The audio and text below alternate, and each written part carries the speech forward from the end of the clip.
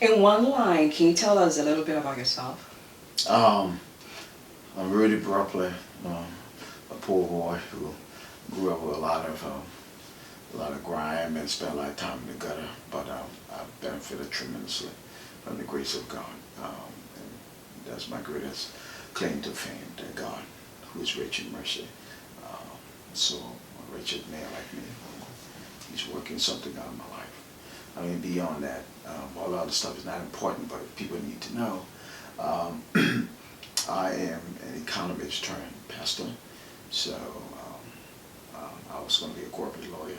That was my goal in life. I always just want to make a lot of money, help people. But when the war came in Liberia, I fled Liberia, came to Baltimore, and that life changed. It was like a whole new chapter. So long story short, I went on, continued my training in economics, Johns Hopkins, and then got my call to be a pastor, so I moved on to pastoral ministry, went to school at Howard, did an MDiv there, went to school at St. Mary's, did an MTH there, went to school at Oxford, did a PhD there. I pastored a church in West Virginia. Asbury is the largest multi-ethnic, multicultural Methodist church in the state.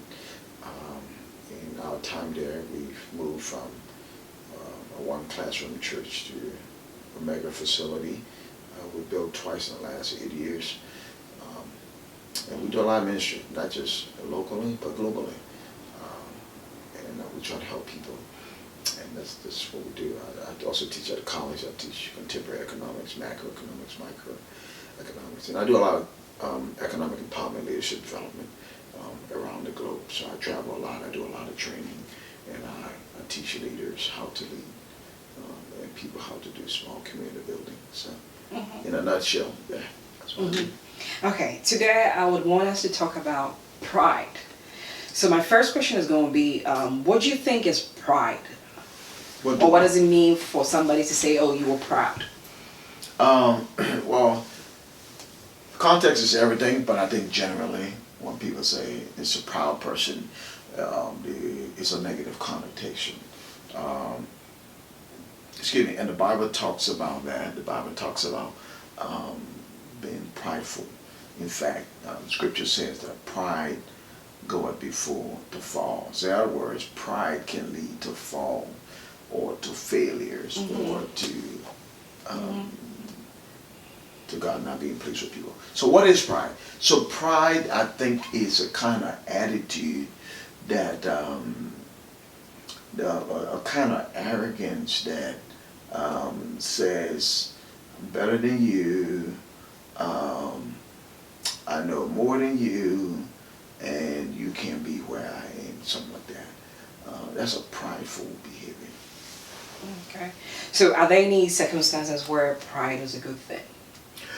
I think so. I think generally it's adverse, it's negative, and it's unhelpful, but I think having pride in something that's meaningful, that's good, because when you take pride in something, you kind of own it and you want to give it your best. So we want to have that kind of healthy pride where, I'm proud to be a Ghanaian, I'm proud to be a Liberian, I'm proud to be an American, I'm proud to be a son or daughter of the living God, you know what I mean?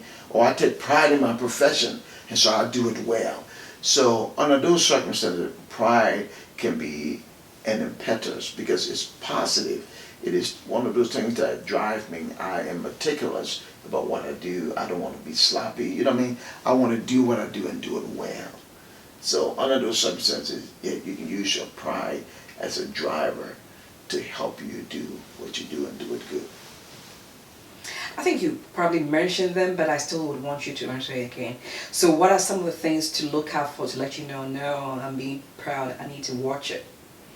Well, okay. So if you always talk down to people, if you always write off people, if you always talk more than you listen, if you are dismissive of people's input, if you're always thinking that you have a monopoly over wisdom, check yourself.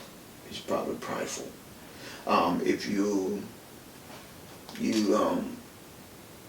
you only speak to certain people. Like if you come in a room and you hardly can say hey to people, you're waiting for everybody to say hey to you. That's probably a prideful disposition. Like, you know what I mean? I'm the big wig, I'm the top dog.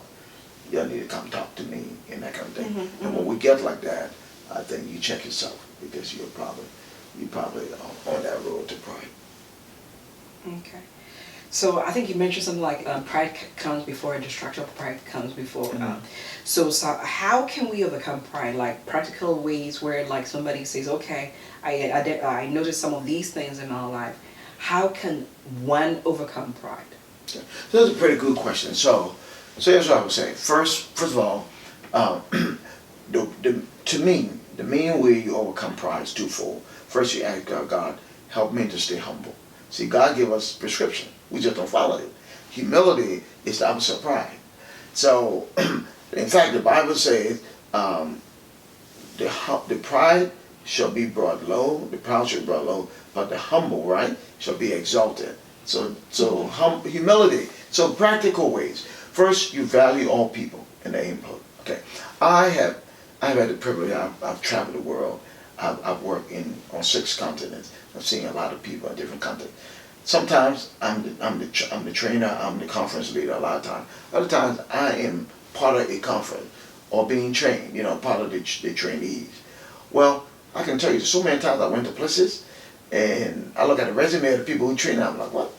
You know, this person their resume don't come half to mine. But the reason I stay is because I understand that one, I cannot be prideful. 2, I need to be humble. 3, anybody can teach you something. And I think that's how you start to check yourself. Everybody has value.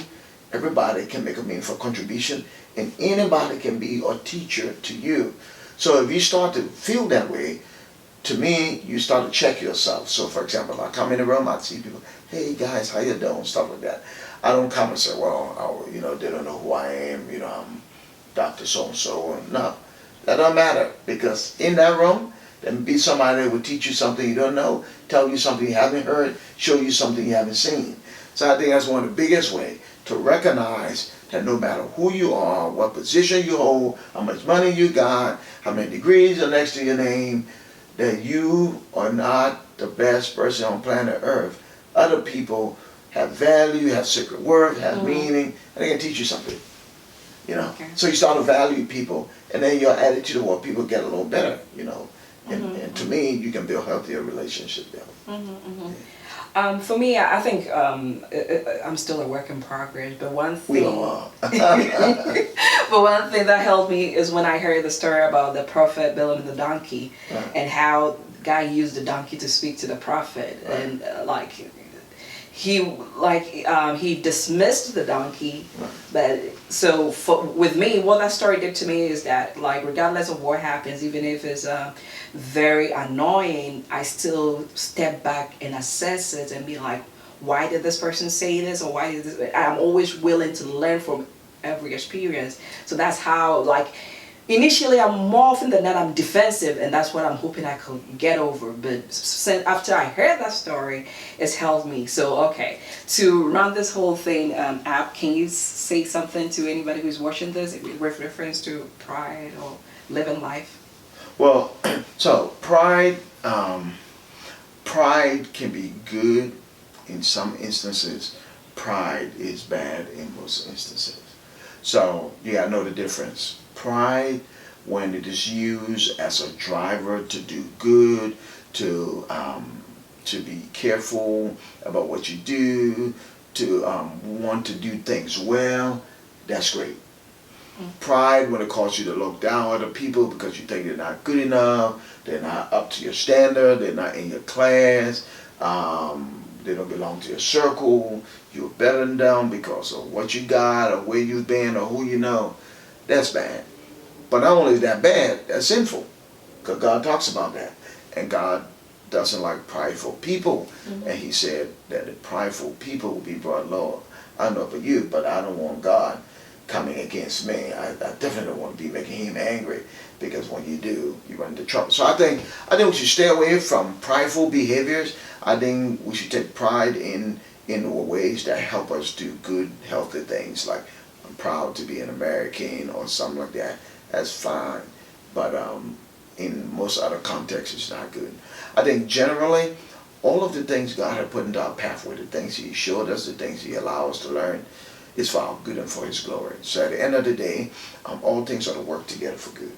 So anything that's not helping you get better or make other people better is probably not glorifying God, because God intends well for His people.